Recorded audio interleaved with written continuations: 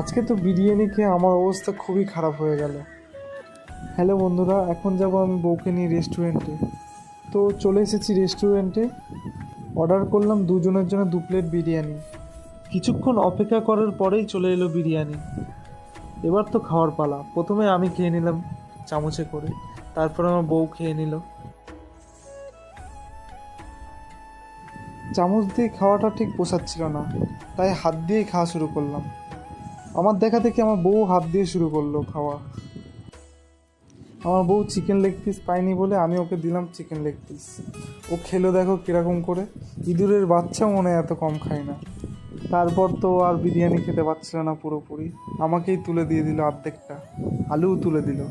আর মনে মনে ভাবছিলাম আমি এত খাবো কী করে।